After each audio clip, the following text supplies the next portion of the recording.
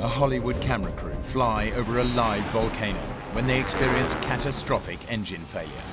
Their helicopter crash lands inside the volcano, and the three men find themselves hundreds of feet below the crater rim, next to deadly pools of lava and suffocating in toxic gases.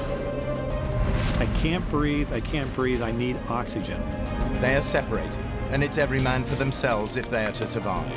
In their escape attempts, each man must operate at the very limits of human endurance, all the while believing that their companions are dead. The biggest thing I think about is I can't believe that God put me on Earth to die in the volcano.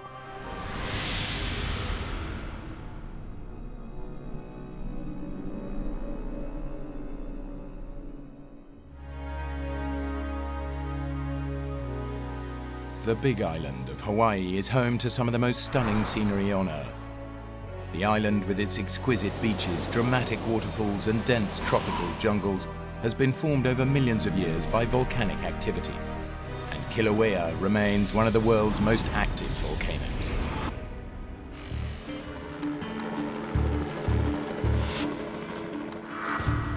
Hawaii's natural beauty has long made it a popular filming location, and cameraman Mike Benson is here to shoot the Pu'uo'o vent of Kilauea. I love doing aerial photography. It's a real passion of mine. I love to fly. Every time I get in a helicopter, I'm always excited about doing it. I love everything there is about it. Mike's persuaded his assistant, Chris Duddy, to come along for the ride. I was Mike's camera assistant. So my job was to, mount the camera, prepare the camera for filming. Chris and I had worked on 3 or 4 pictures. He had never really flown much in a helicopter, and it was kind of my doing to have him fly with us. In his quest to get the perfect shot, Mike's hired Craig Hosking, one of the most experienced pilots in Hollywood. I fly airplanes and helicopters, doing camera work and stunt work in the film business. Michael's helping me line up the shot. I'm helping him with what I see. It's a real synergy that works between me and the cameraman. We had worked 4 or 5 pictures together, so we were kind of like a little family. I mean, we knew each other. There was one moment we're flying along the coast. The waves are crashing on the black lava flow that goes down to the ocean. And there's one point where a lava tube opens up, and there was actually lava shooting into the ocean, and there was this great white plume coming up. And I was just like, this is unbelievable. And I'm getting paid. The crew were shooting the end sequence for the big-budget Hollywood thriller Sliver, in which a helicopter seems to descend directly into the Pu'uo'o vent. Legend has it that the vent is home to the most powerful of all the Hawaiian gods, Madame Pele. And local superstition dictates that you pay homage to her by dropping a bottle of gin into the volcano, ensuring that no harm will come to you. Well, Chris had the bottle. I yelled to him, I said, when we get over the volcano, I'll tell you when to throw it in. Chris, you set? Yeah. Now. And he did kind of a wussy throw. The air coming up out of the cone is pretty turbulent, and it caught the bottle and it kind of blew it back out, so it didn't actually make it in the cone. You totally missed! How could you do that? The crater is about 2.5 miles across. I mean, it's like hitting the Pacific Ocean. I mean, it's huge. He thinks it's funny. I don't really find it that funny, but... So my comment was, well, that's okay, she'll get the idea. Even though the offering hasn't been received, Mike, Chris, and Craig go for a take. Okay, Craig, let's line up for the crater. Craig lowers the helicopter as they skim towards the edge of the crater. And rolling. Even a couple 100 feet up in the helicopter, one could feel the heat coming up off of it. It's incredible. As we arrived near the edge of the crater, we would tilt the camera down and zoom to create the look down, the drop down into the crater.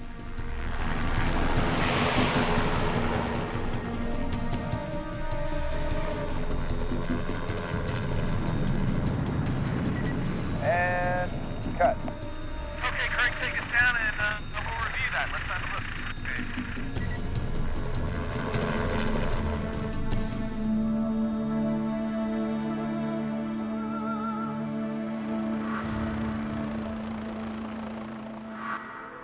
I noticed that the length of film was real short. It was only like 3 or 4 seconds. Nah, it's not quite there. You want to see it again? Yeah, sure. I thought it was a good take, but obviously when you're making a movie, we do a second or third take in case there's any problems with any of the other takes. It's the ego that we all have to make the perfect shot, to put something on film that nobody else has done before. Now, let's go try another one.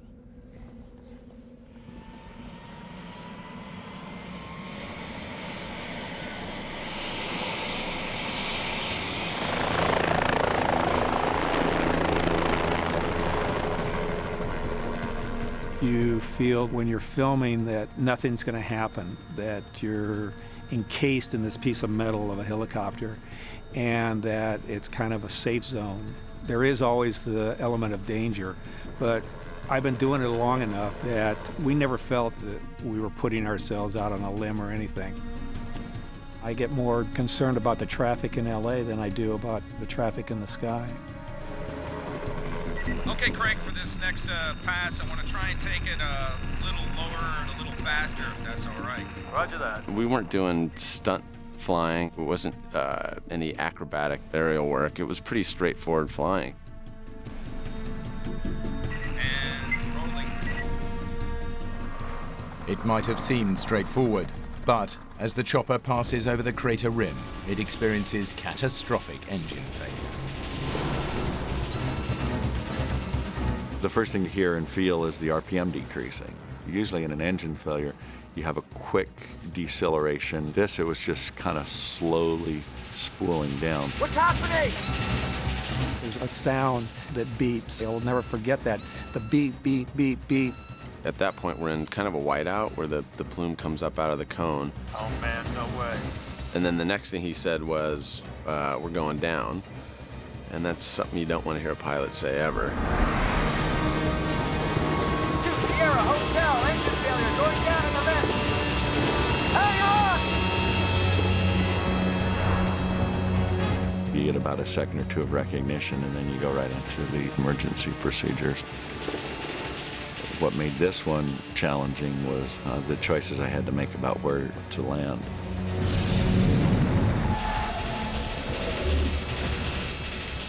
I really didn't understand totally the emergency procedures that he was conducting. I was just thinking, are we going to die?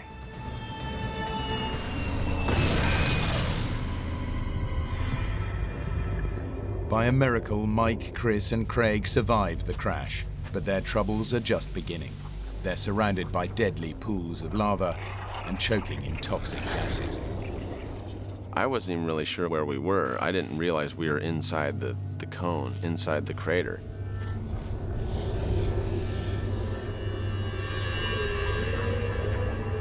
You okay, Mike? Chris? Yeah, I think so. We looked each other over, and Chris was fine, I was fine. Craig was the only one that had a laceration over his eye. You're bleeding! What? You're bleeding! I'll get the first aid kit. Fortunately, we missed a steam crater by a couple of 100 yards, and we missed a lava pool. So of all the places in the volcano, it was probably the safest place, if you can call it the bottom of a volcano a safe place. The crew is on the crater floor in a thick cloud of VOG, a poisonous mix of carbon dioxide, sulfur dioxide, and hydrogen chloride. If they don't get out fast, they'll suffocate. It had this terrible taste. When you had to take a breath, your lungs would burn. We're thinking that we've got to get out of here because we're going to have a difficult time in trying to get any fresh oxygen. We were probably about 50 yards from the existing lava pool, and it was hot on our feet. You hear it bubbling and gurgling and spitting.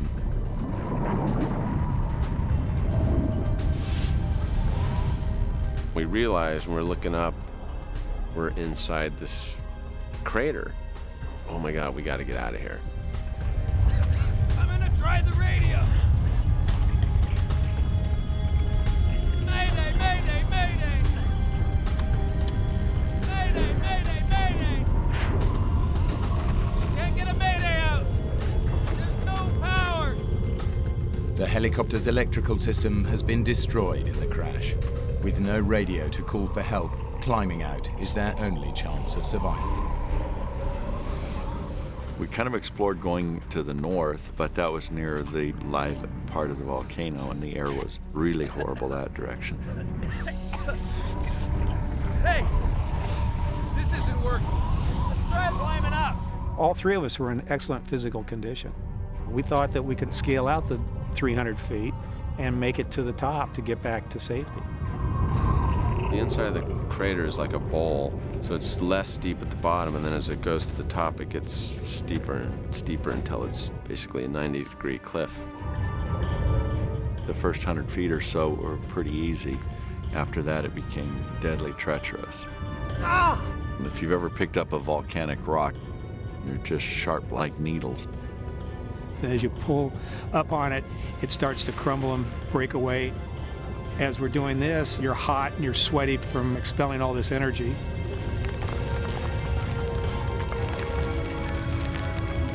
Chris manages to claw his way ahead of Mike and Craig, but he's now on a near vertical cliff face. There was a few times where I was grabbing and clawing at rocks, and I would knock some debris down. I just realized that I'd gotten to a point where it was so sheer and dangerous that I could easily grab onto something that gave way and I would fall. Don't come this way! I'm stuck! It was kind of like when you're a kid and you're climbing a tree and you get up and you can't go down, you can't go up, and so you just kind of hang on.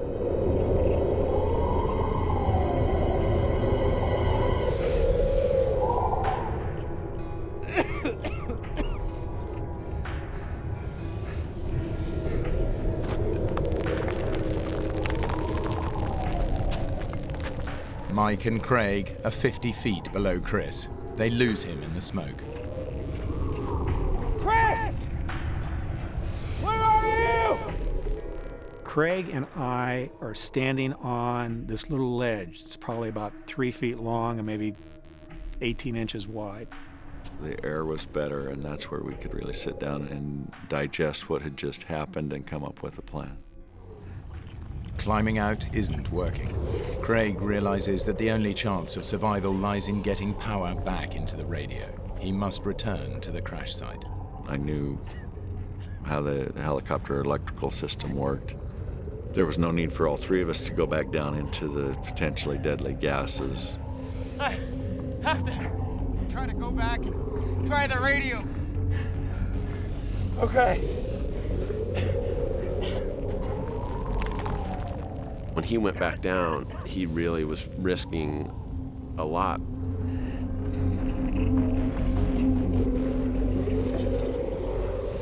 It's a long shot that Craig can get power back into the radio, but in desperation he starts to climb down into the dense, poisonous smoke. He disappears completely from Mike and Chris's view. And as Craig inspects the damage, he's overcome by poisonous fumes. He's got to get out. The bottom of the crater, the peril was horrific because of the air.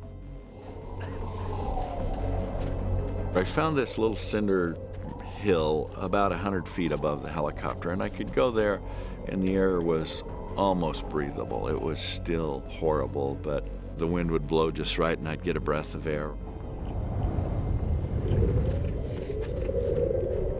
There were several times where I would fall, and when you're suffering from lack of oxygen, you don't really know it or feel it, but all of a sudden you're stumbling, and obviously you're not thinking clearly. Eventually what I found was a camera battery. The camera that we were using uses a 24-volt battery, which is the same voltage that the helicopter electrical system uses. I had just a pocket knife, but I was able to cut the end off of the battery cable, spread the wires, and strip them down, and using the camera battery, I set that inside of the helicopter and then used the normal plugs to wire into the overhead panel to get the electrical system to work the radio.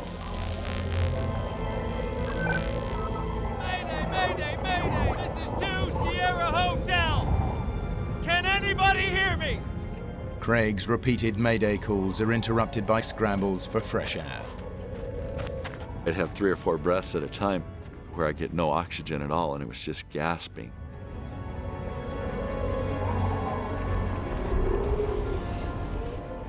Finally, one of his mayday calls is picked up by a passing tourist helicopter who alerts the emergency services.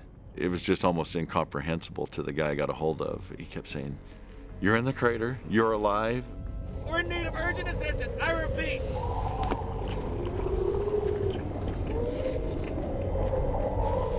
Mike! Chris! I got a mayday out! They're coming for us! He yells back that he got a mayday out to base camp, and he said, "We'll be back in Hilo for dinner." He was coughing and yelling that he couldn't breathe, and he was having a hard time down there. Next thing I hear from Craig is, "Don't come down here, don't come down here. I can't breathe, I can't breathe, I need oxygen." And then we didn't hear anything from him again.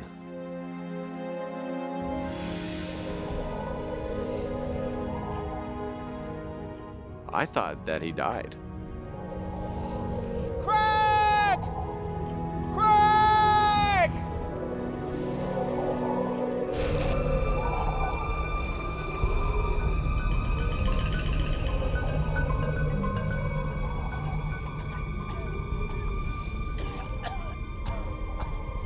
Craig has managed to get back on the radio and establish contact with the pilot of the rescue helicopter. They're on the rock face! On the southeast corner! No, I can't see you! Poor visibility makes it impossible to conduct an air rescue attempt, but the pilot helps coordinate a ground rescue team. The ground rescue team struggle through dangerous terrain, eventually making it to the crater rim, far from Mike and Chris. They can just make out Craig and the crashed helicopter through the VOG. Can you make it over to where I'm standing? I was able to make verbal as well as visual contact with their lead climber. He felt that he needed to conduct the rescue from where they were, very near the lava flow. We need you to come over here, Craig. We can't go around there. I can't. The air's too bad. And I told him, if I come down to where you are, that it's a one-way trip for me. And it was basically 1, 2, 3, here I come. And then I took off towards him. Craig makes a desperate run towards the rescuers, but the dangerous conditions have forced them back from the crater rim. I looked up to the top, and they had disappeared and simply were not there. Are you there?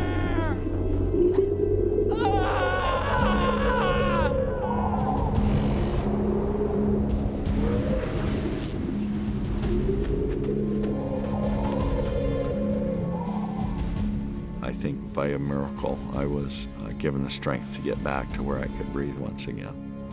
Craig manages to get on the radio to speak to the rescue pilot, Don Shearer. Don, can you read me? At that point, I sounded quite weak. He could tell I was dying. He said, "Craig, if I get to you, do you have the strength to get on this helicopter?" Yeah, I get it. And Don said, "Okay, I'm coming." Now, that was the thing where Don, this always happens to me when I talk about Don.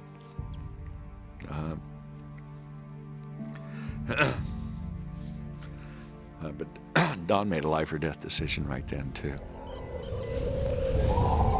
Don, I can't breathe. All that Don knew is that I was dying, and he was willing to go for it. Don now lowers his helicopter down into the swirling clouds. He has zero visibility, and there's a real danger of the VOG starving his engine of oxygen and causing it to fail. Mike! Chris! Get down here quick! There's a helicopter! But Mike and Chris can't hear Craig over the helicopter noise. There was a helicopter that we could hear that was getting closer and closer and closer, but we couldn't tell because we couldn't see it.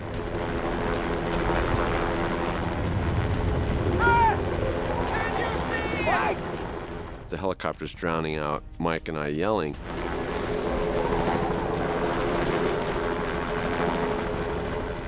Don's now flying in visibility of maybe 5 or 10 feet. He can barely see the skid of the helicopter as he's picking his way to try and get to me. I think you gotta come north.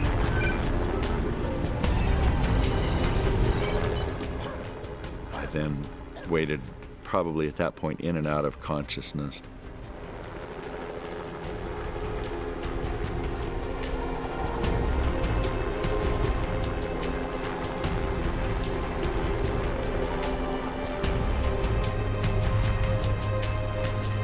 There, I see you.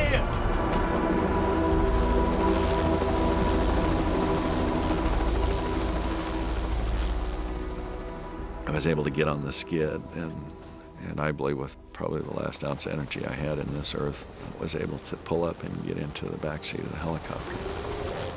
And Don, he was now pretty wide-eyed because he had just gone to the brink of his own life.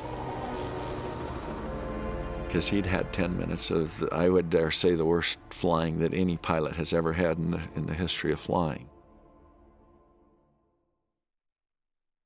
Mike! Mike! What's going on? For Chris and Mike, it seems like the helicopter rescue has been aborted. The helicopter was getting stronger and stronger, then suddenly started to fade and fade until it disappeared, and we heard nothing.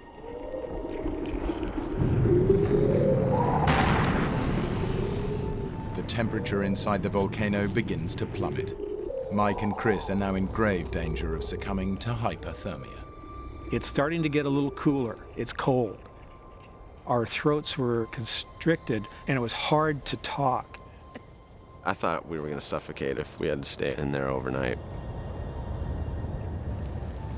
As well as having difficulty breathing, Mike and Chris are also suffering from dehydration.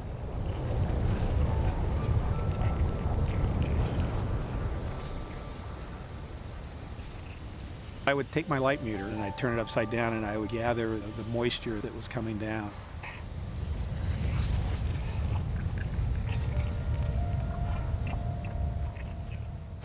It tasted like sulfur, and it was just a vile, disgusting taste. As darkness sets in, Chris has given up any hope of ever seeing a rescue party. I was soaking wet, and I was shivering. I wasn't even sure the rock I was sitting on was stable and that was going to hold me all night. Finally, the rescue team returns.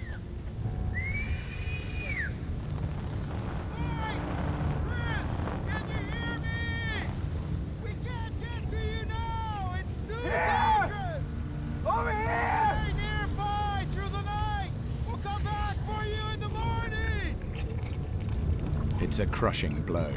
Mike and Chris will have to spend a perilous night in the volcano. The feeling as the sun was going down was that was probably the last sunset I was ever going to see.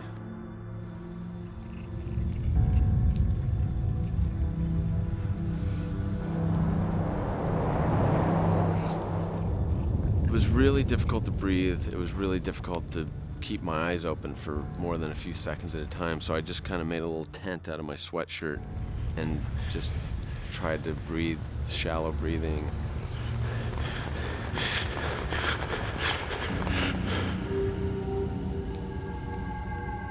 I'm just thinking to myself, what am I doing here? I'm running on a lot of adrenaline, and I couldn't sleep. I'd be sitting there, and I'd look down below, and I could see the lava having like a light show, different colors of reds and oranges flashing through the mist. It was like a movie set. You know, they're going to say cut and pull all the sets away, and we're sitting here in paradise someplace. I could yell to Chris occasionally, and he would hear me, and I would hear him. Other times, I couldn't hear him at all.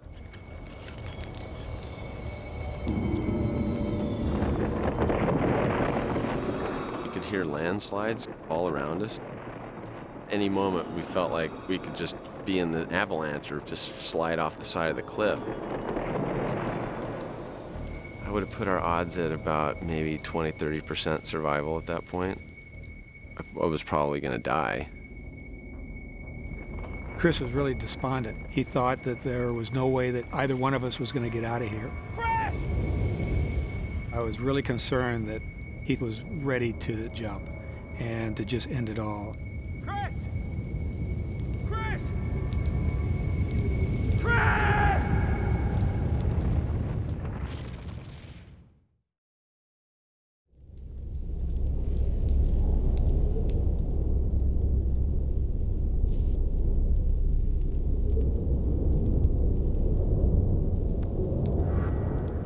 Mike and Chris have survived a terrifying night inside the Puuo vent, clinging to the unstable crater wall. They are dehydrated, exhausted, and are suffocating in toxic gases. Their lives depend on the rescue team returning.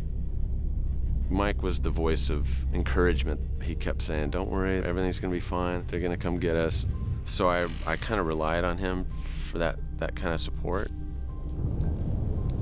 Bottom line is that I possibly caused his death because I was the one that told him, "Come on, jump in the back of the helicopter and go for a ride with us." We're sitting there and just waiting and waiting and waiting.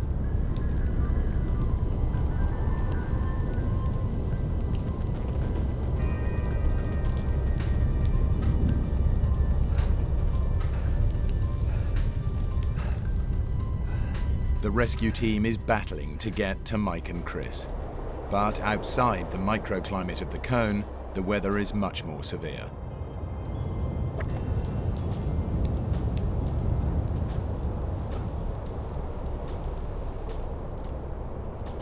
Despite the dangerous weather conditions above, they've made it over to their side of the crater. More to the left! The first one I saw was like about 15 feet away, and I couldn't believe that it was a rope. And then I thought, well, should I try for it, try to dive for it, try to go for it? No, it'll probably get closer. More to the left! The edge of the volcano is extremely unstable, so the rescuers are forced to stay back. They can't see Mike or Chris, and they can barely hear them.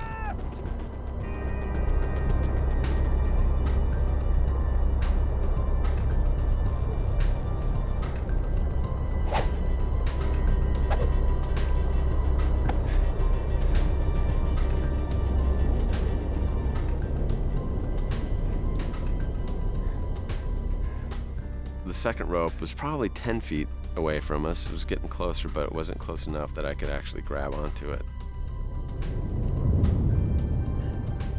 If I would have jumped for the rope and missed, then it would have been all over for me. And I really thought that they were getting closer each time. Here! To the left! So I thought, maybe the third time it would be right there that we could grab onto the rope.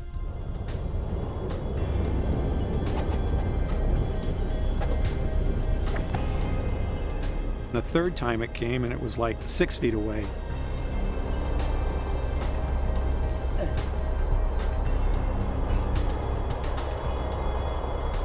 And I decided, okay, maybe I should dive for it.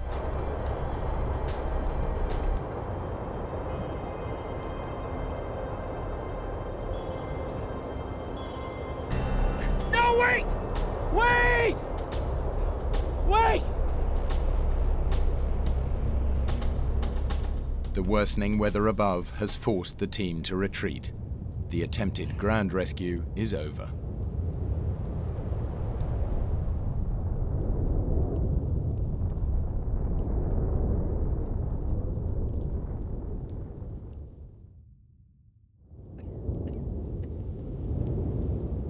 I had been sitting there for about 28 hours at this point and not doing anything but waiting to be rescued. So I just had to do something. I couldn't sit there anymore. Chris said to me, I have to leave. I have to try to scale out. And I said, come on, Chris, just stay put. We know that there's rescue people that know where we're at. It's just a matter of time. I was resigned to the idea that I was going to die anyway. So if I died climbing, at least I was doing something. Before I stood up and decided I was going to go, I actually went through and said goodbye to everybody in my family. My sons were like 6 years old and 4. That was really hard for me to sit there and dwell on how would they be without their dad for their whole lives.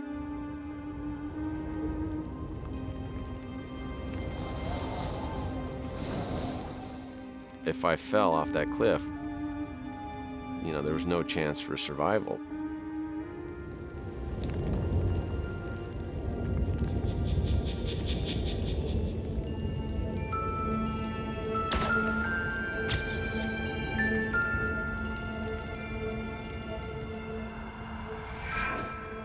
I looked at the cliff again, and all of a sudden I see this path. It was the weirdest thing. I'm like, where has that been for the last 2 days?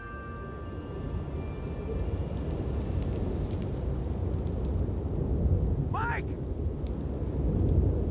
I'm gonna go for it! Be careful!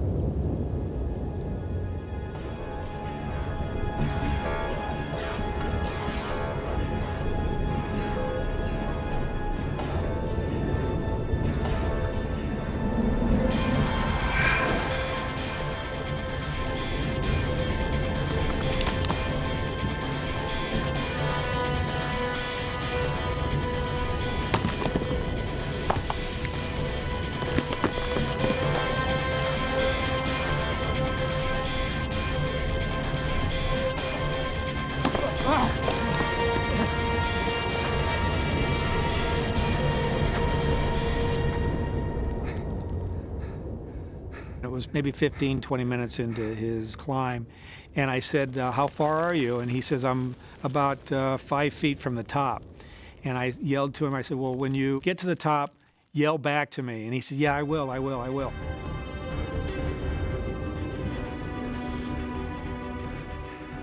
About 10 or 15 minutes goes by, and I don't hear another thing from him.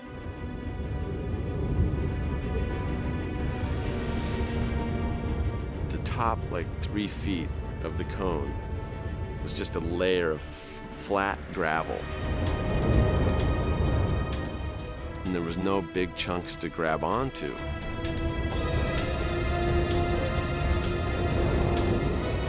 At this point, I can't see anything. It's zero visibility. I'm yelling at the top of my lungs, whatever lungs I have left. I can't hear anything. No response. Now I'm up on this cliff, you know, just towing rocks and looking straight down. And I thought, oh my God, I made just a horrible mistake.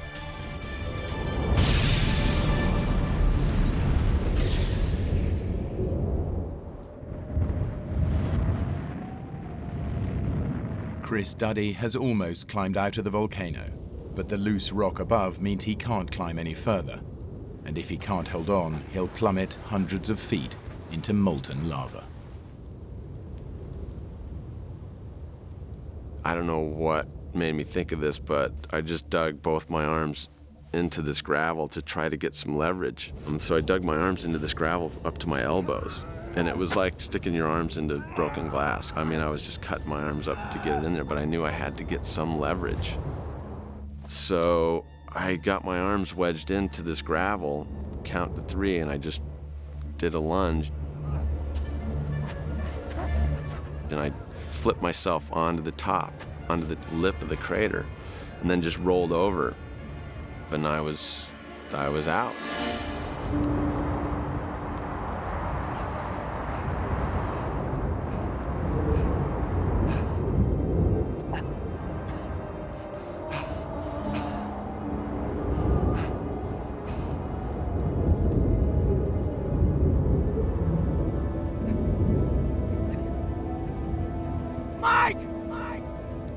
Mike, I made it!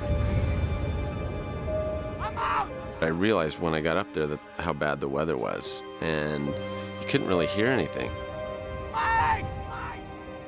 It seemed like my voice just took a turn. As soon as I yelled down, it didn't go down in there. Mike!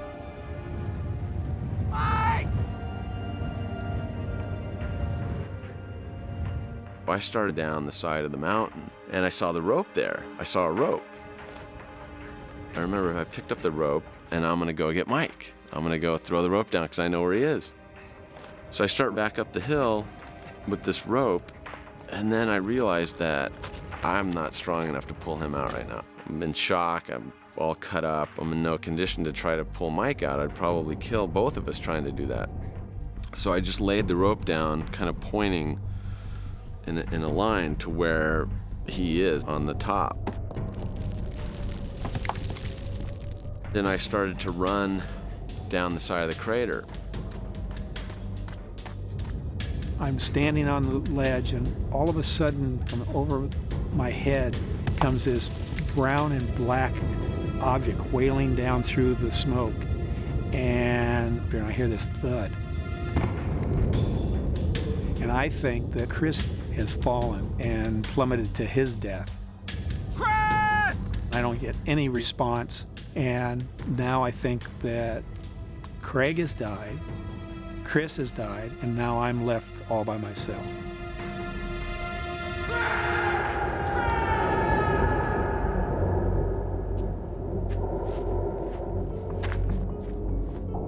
You know, the smoke was swirling around, and I was hyperventilating, and my adrenaline's flowing, and I wasn't sure where I was going, and I almost fell back into the crater. I was so disoriented because of the smoke swirling around.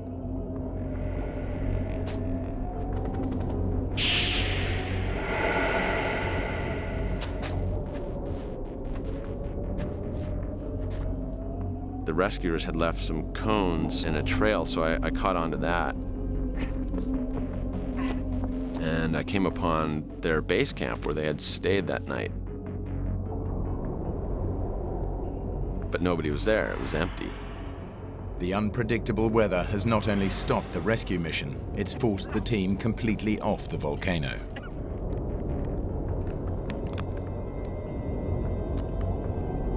I tried to drink water, it wouldn't even go down my throat because my throat was so swollen. It was almost swollen shut.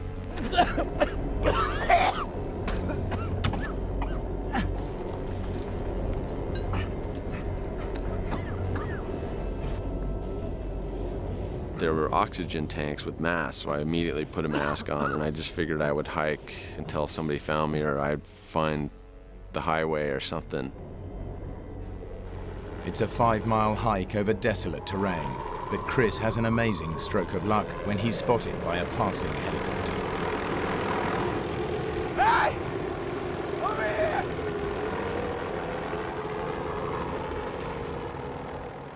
As soon as they grabbed my arms, my whole body went completely limp.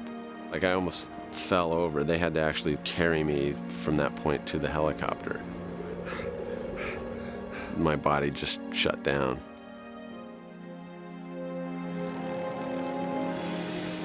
Chris tells the rescuers that Mike is still alive, but the extreme weather conditions mean they can't make another rescue attempt today. Mike Benson is facing a second night in the volcano.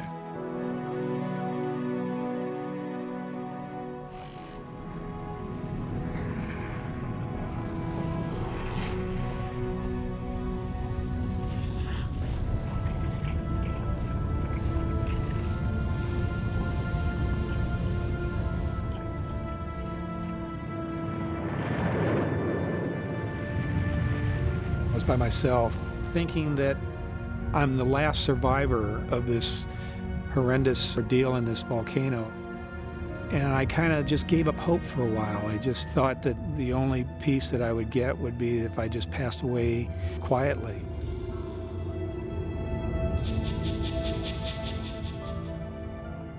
The biggest thing I think about is, why is my skinny little butt sitting here? I can't believe that God put me on Earth to die in the volcano. Is my ego that big that I have to go back and say that I have to do take two because I want take two to be perfect? But no, I've got to make it better. And with that, endangering myself and my comrades. I started to see Madame Pele, and it was in profile. It looked like she had long flowing hair.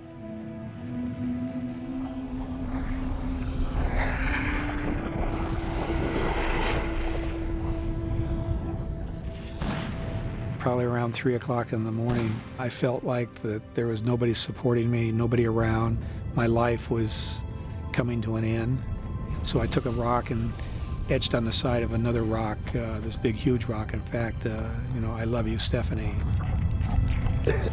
I just felt that the end was coming quickly and that there wasn't any other reason to live.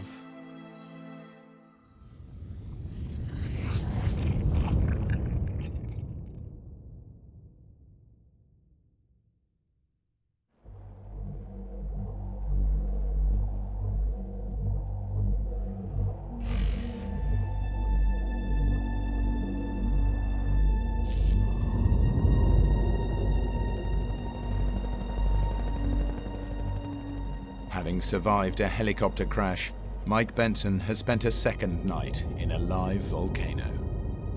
Both his colleagues have escaped, but Mike believes they're dead.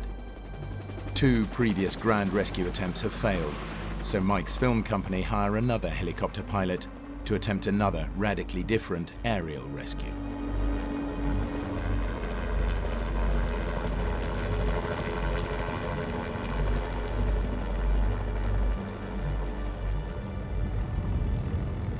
All of a sudden I hear this helicopter flying overhead, and I start to see the tail rotor. I'm still looking up, and I start to see the fuselage.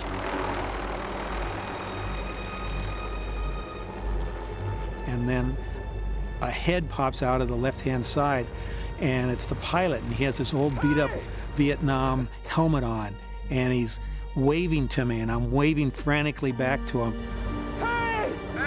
Benson, don't do anything stupid. Don't do anything dumb. I'll be back in about 15 or 20 minutes. I'm going to go get a piece of equipment and come back, and we're going to get you out of here.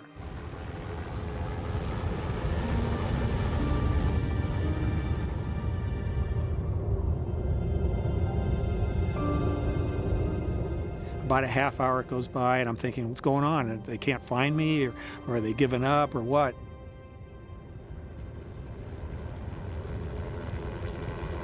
All of a sudden, I hear the helicopter, but this time I can't see anything. The visibility has gone to 0.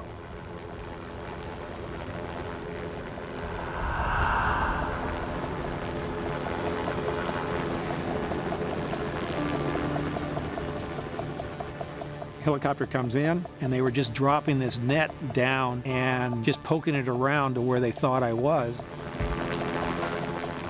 The second time I saw it was like 10 or 12 feet, and with that, it got lodged on this big, huge rock, and it got caught up in the net, and they thought it was my weight that was in the basket, so they powered up. I'm thinking to myself, oh, they're never going to come back.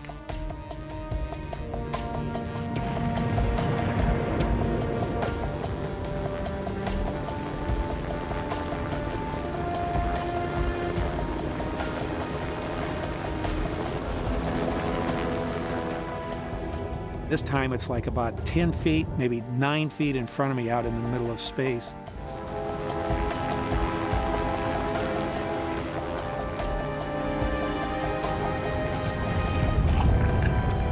And with that, I just jumped into the net. They felt my weight on it, and they gave full power and took me up.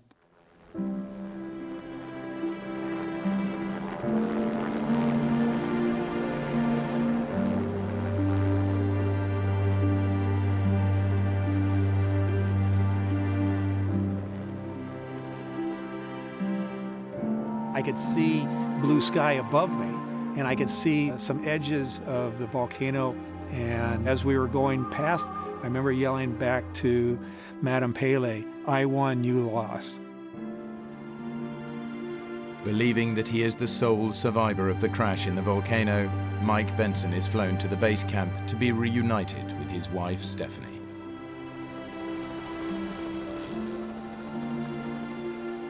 It's so hard to describe, to see the people that you love, then out of the group, I see Craig come walking in, and then I realized that they hadn't died.